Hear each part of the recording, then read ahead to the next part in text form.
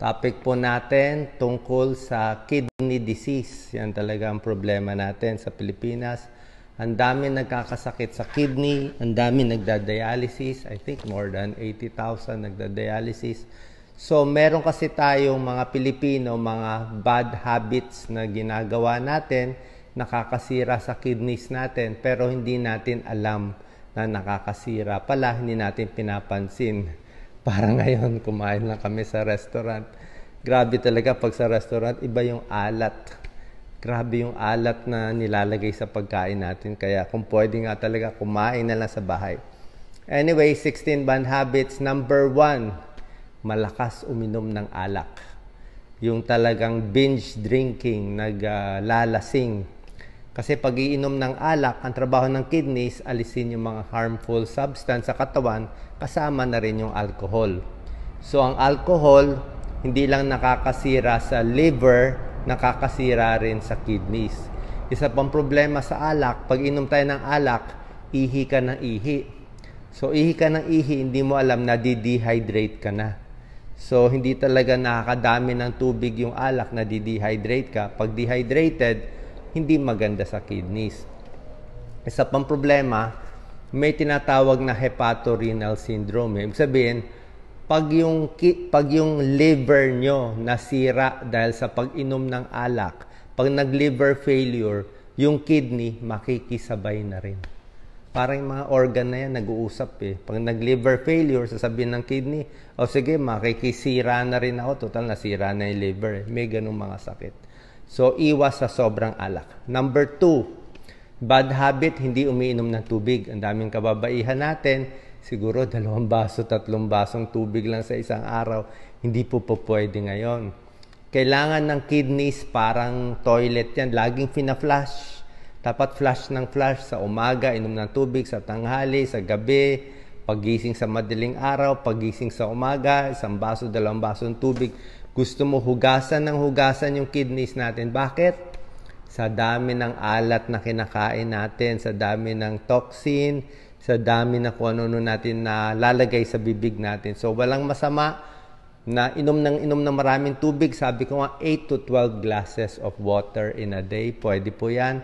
Maximum 16 glasses or 4 na litro. Hanggang 4 na litro lang, tama na. Pinakamarami na yan, huwag na natin masyadong sobrahan. Baka bumagsak ang sodium. Hindi rin pwede sobra labnaw. So, stay hydrated, malabas yung mga dumi sa katawan.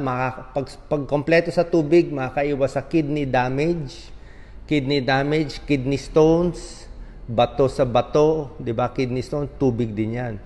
Lalo na yung mga nag-exercise, nagba-boxing, o yung nagmamassage ng malakas. Pag nadudurog ang mga muscle natin, diba? Dapat maraming tubig. Kung hindi, magbabara yan. Pag nadurog yung mga muscle, magbabara yan sa kidneys, magra-rhabdomyolysis, parang hazing, rhabdomyolysis, kidney failure. Kaya parang tinutulak mo na yung dumi. Kasi nga, kung nasobrahan ka sa bugbog, meron din yung problema. Number 3, bad habit, pinipigilan ng ihi. Oo, tayo mahilig magpigil. Siyempre, ang gusto ng kidneys, pag puno na yung pantog, 200cc, 250cc yung bladder natin, iihi mo completely. Tsaka dapat yung ubos na ubos yung ihi. Walang matitira. Kasi kung may matitira, mag-iipon yung bakterya. Tapos pag ihi mo, ipon na naman yung bakterya. Pag kulang ang tubig mo, di ang panghi-panghi ng ihi, ang malabo, mabula, maraming bakterya, maamoy, ammonia, mabilis mag-UTI. Pag nag-UTI sa pantog, mag-UTI sa kidneys, pwede masira ang kidneys. So, kailangan, pag maraming inom ng tubig, maraming ihi. Tsaka pag pinipigil mo ihi mo, hindi lang UTI problema, hindi lang kidney problem, pwede rin humina yung bladder. Yung pantog, yung muscle ng pantog, hihina rin kung masyado nag-expand. Number 4, bad habit. Inom ng over-the-counter medicines. Yan, maraming may guilty dito. Taas ang kamay. Inom ng pain reliever. Konting sakit ng ulo lang, mefenamic acid na, ibuprofen na, kung ano na iniinom, hindi po maganda. Lagi ko nga sinasabi sa inyo, yung pain reliever, pag talagang nireseta ng doktor, pag sobrang sakit talaga yung ulo, o sobrang sakit ang ipin, pero otherwise, wag araw-arawin ng pain reliever. Siguro 1 day, 2 days lang. At most 1 week. Pero kung di naman masakit sa ulo, masamasahin na lang o tiisin na lang. Hanggang paracetamol siguro, pwede as a pain reliever. Yung paracetamol, di lang pang lagnat, pwede pang pain. Pero yung mga mefenamic acid, ibuprofen, iba pang mga diclofenac, lahat yan, pwede makasira ng kidneys. Kasama yung aspirin eh. Pero kung may sakit ka sa puso, kailangan mong aspirin, wala tayong choice. So, binabantayan natin. So, wrong medications, babantayan. So, magkonsulta sa inyong doktor, susundin yung doktor nyo. Number 5, matamis masyadong kinakain. Sobrang matatamis. Pag sobrang tamis, sobrang donut, sobrang sugar, iced tea, milk tea, prone for diabetes. Alam natin, pag magka-diabetes kayo, yan ang number 1 cause ng kidney failure. Ang diabetes, number 1 cause ng kidney failure. Number 2 cause ng kidney failure, high blood. Dati yung high blood mas nagkakos ng kidney failure. Ngayon, diabetes na. Isa pa, kung masyadong maraming sugar, fructose ang kinakain natin, tataas din ang uric acid. Pag tumaas ang uric acid natin, pwede maging uric acid stone, magbabara sa kidneys. Pag nagbara yung mga bato-bato sa kidneys, hindi na makakalabas yung ihi, makikidney failure tayo. So, sobrang tamis. Number 6, kailangan bantayan ng blood pressure. Huwag hayaang high blood. Diba, sinabi ko, high blood ang number 2 cause ng kidney damage. So, ang blood pressure dapat wala pa sa 140/90. Actually, 140/90, ayaw na nga ito ng kidney. Gusto ng kidney, 130/80 and below. Yan ang gusto ng kidney, 130/80 and below. Diba? 120/80, mas maganda. Tapos, kung may high blood, inumin ng gamot. Kailangan nyo yung gamot sa high blood. Safe yung gamot sa high blood. Sasabihin, Dok, ayoko uminom ng gamot sa high blood, masisira kidneys. Hindi nga eh. Pag hindi mo nga ininom yung gamot mo sa high blood at sa diabetes, doon nga masisira yung kidneys kasi nga ang taas ng blood pressure mo. Hindi kaya ng kidneys yung mataas yung presyon. Nahihirapan siya, nagkukulang yung, parang hirap siya, sumisikip yung daanan niya. So, kailangan inumin yung maintenance mo ng gamot sa high blood at diabetes. Pag na-control na yung blood pressure, mas relax. Tsaka may mga gamot na pampagaling ng kidneys. So, mga ACE inhibitor, mga angiotensin ARB, mga losartan, enalapril, captopril, valsartan, binibigay yan kung may konting kidney failure. Nakakatulong siya. Nakaka-relax ng kidney pa nga yun. Yan ang binibigay. Pero dapat stage 1, stage 2 lang. Yung kidney doctor nyo lang ang magsasabi kung paano inumin. So, number 6, high blood control. Number 7, ito maraming guilty ngayon. Lalo na pag holidays. Sobrang protina kumain. Yan. Maraming Korean beef ngayon, di ba? Na nakikita ko, uso eh. Tayong mga lalaki, above 50 years old, may prostate problem, di ba? Bawal na protina, konti na lang. Konting meat na lang tayo. Diba? Excessive protein, lalo na yung protina na galing sa baboy, baka, yun ang pinakaayaw ng kidneys. Ulitin ko yung protina na galing sa steak, beef steak, baboy, baka, lechon, yan ang ayaw ng kidneys. Yan din ayaw ng prostate. Yung lumalaki ang prostate, takot tayo sa prostate cancer, konti lang meat. Kung kakain kayo, konti-konti lang.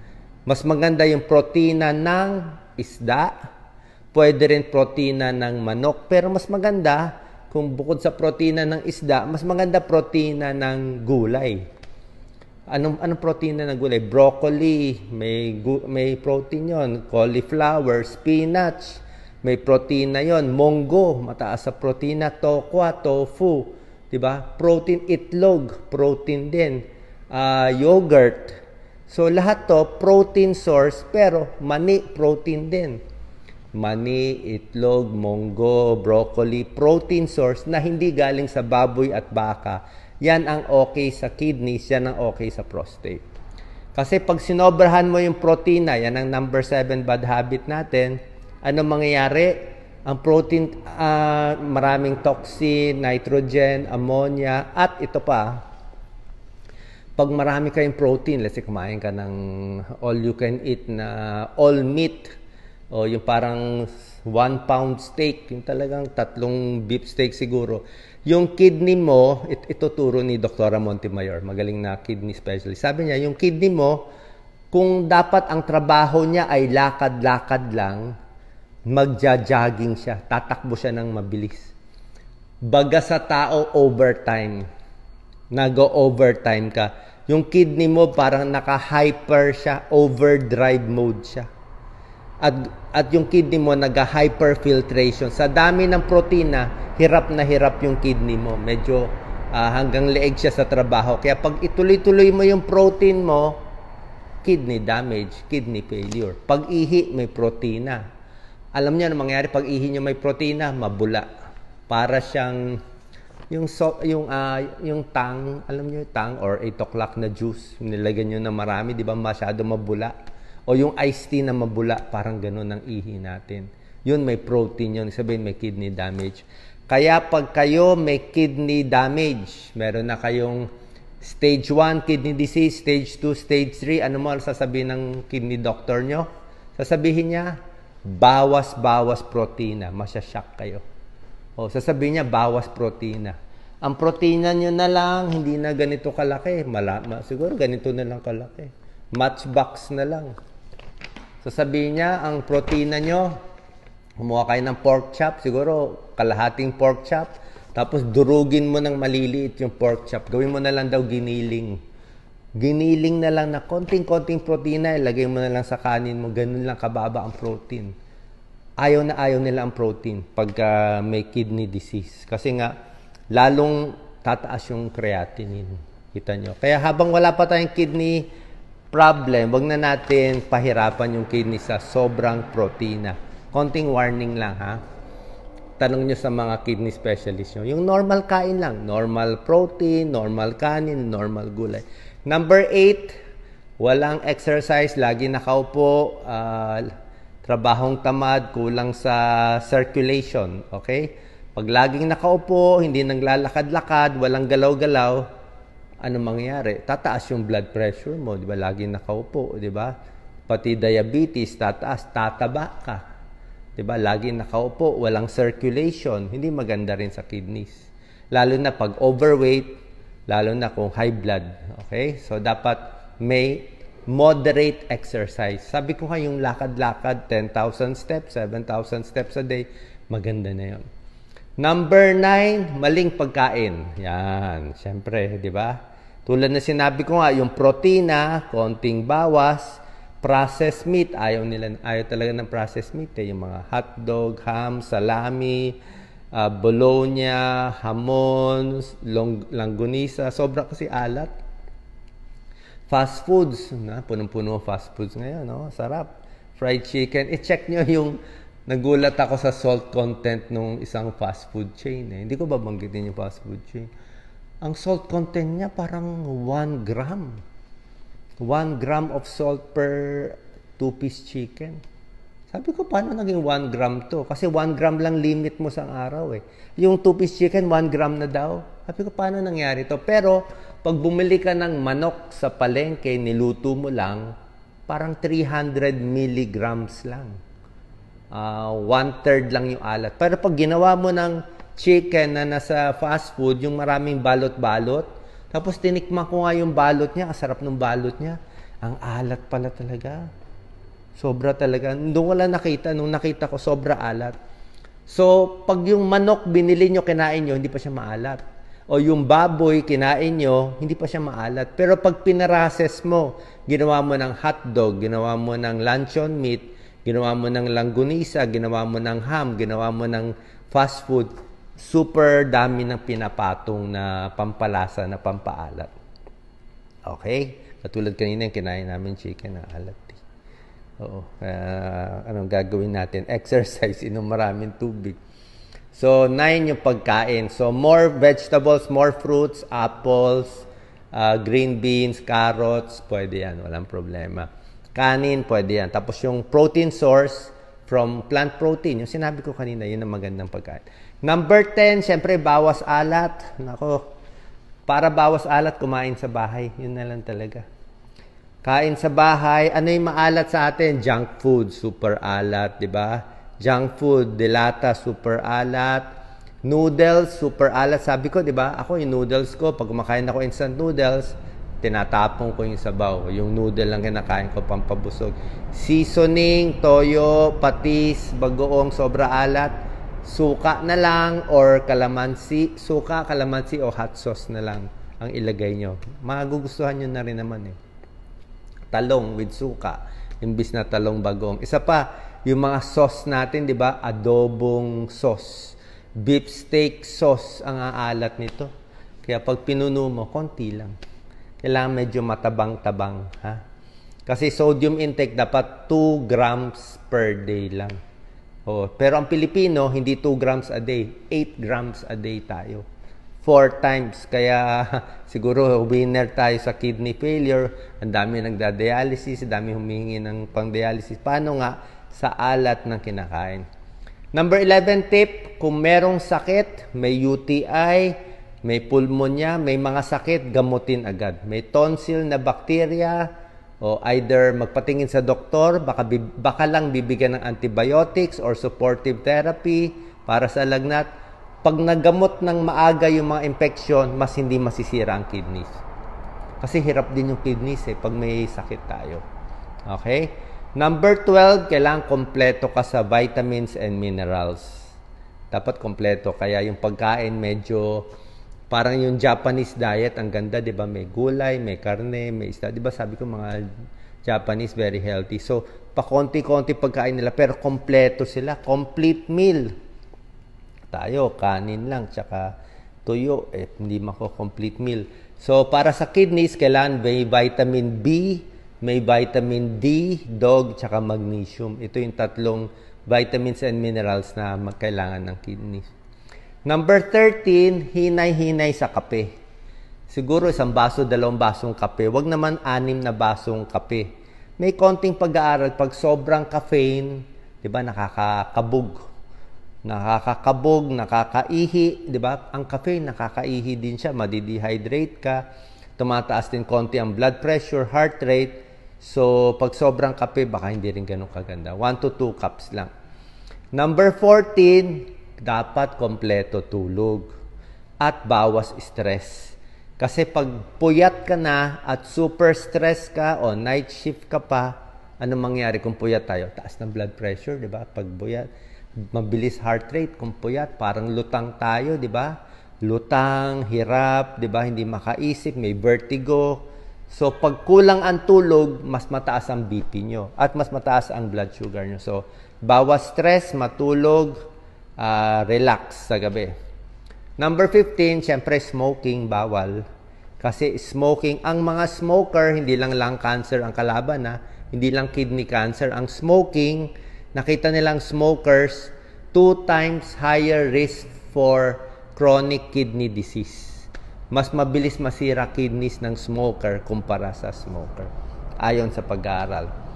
And number 16, tip ko, ito, number 16, dapat mag-exercise, pero wag din sobra.